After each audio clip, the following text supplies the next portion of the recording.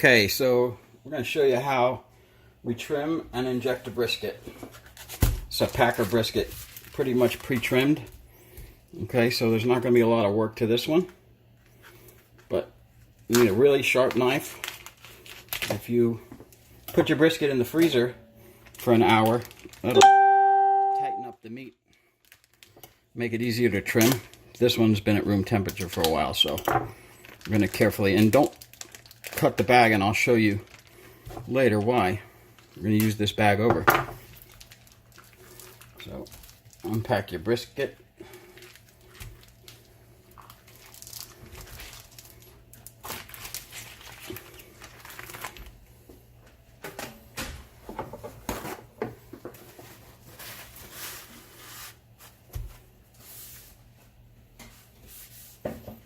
And this is the top. You're going to feel around for any hard pieces of fat. This one's really nice. Anything that's loose or coming off, just get rid of it. Okay, now notice the grain is running this way. Okay, and you'll lose that grain pattern in when you cook it and it gets a bark on it. So I'll always cut the corner off right here on this angle, like a 45-degree angle. That way you know which way you're going to slice it against the grain. You don't want to cut a brisket with the grain because it'll be stringy. See the other side. Okay, now this is part of the ductile. You want to get rid of all that, and you want to cut it back to a 1/4 inch. You know, make sure your knife is sharp. Just clean it up, get all these big, thicker pieces of fat off. Leaving some, you don't want to cut it down to the meat, you know.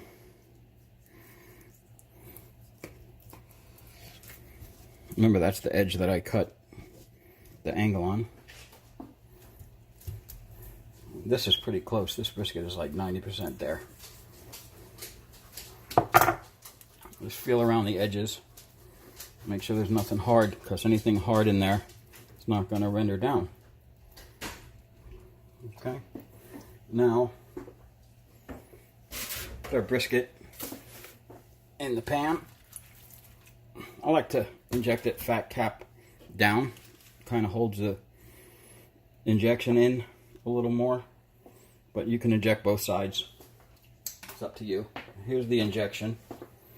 This is like a beef tallow bouillon type with, it has a little bit of the rub in there and about 1/2 cup of bacon grease. You can see it's separating a little bit, so we'll stir that up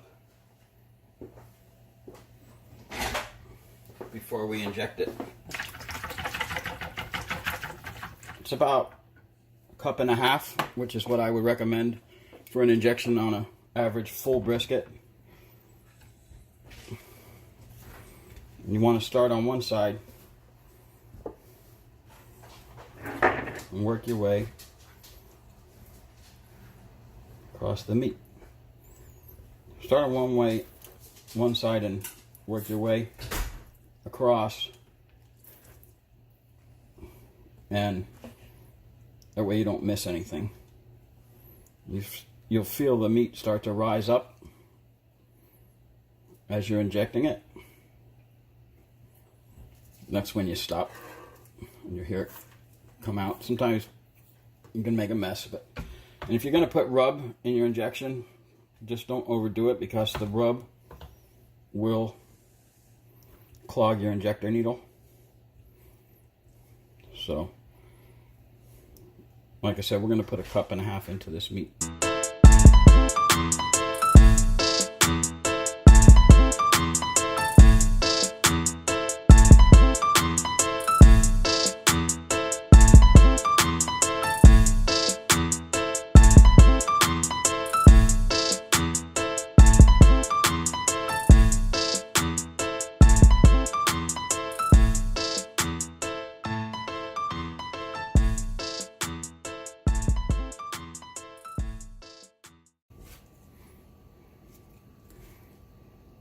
You find that if you use more of an angle, you make less of a mess. And don't worry about what's running out of it, because you're going to use it all anyway. Okay, that's pretty well injected. Pour the rest of it on there. You can see the rub in the bottom.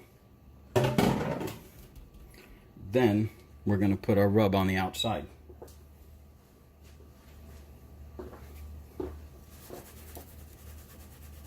So the same rub you can buy at Outlaw Window Cleaner. Squeegee Life, whatever we're calling it now, website. I like to rub the whole thing down.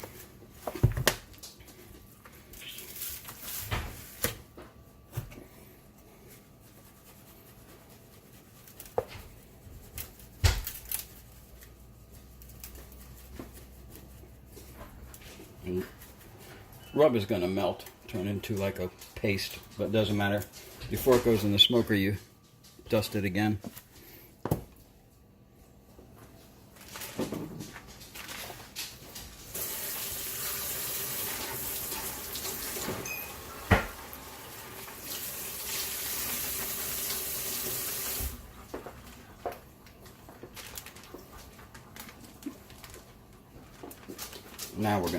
Now the hard part. We're gonna put this back in the bag. We're gonna try to. So I say don't destroy the bag. Can you give me a hand with this? Yeah. We're gonna try to get this back in here.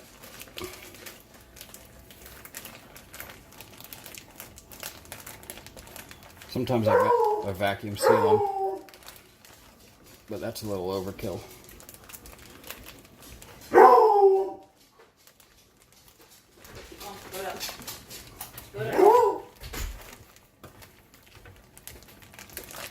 I got it.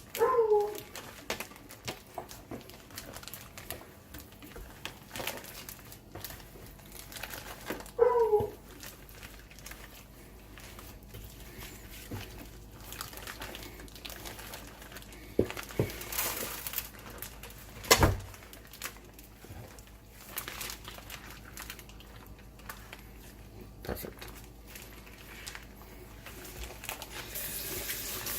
And there you go. Seal that up. Let it sit for 24 hours if you have the time. Next step is going in the smoker.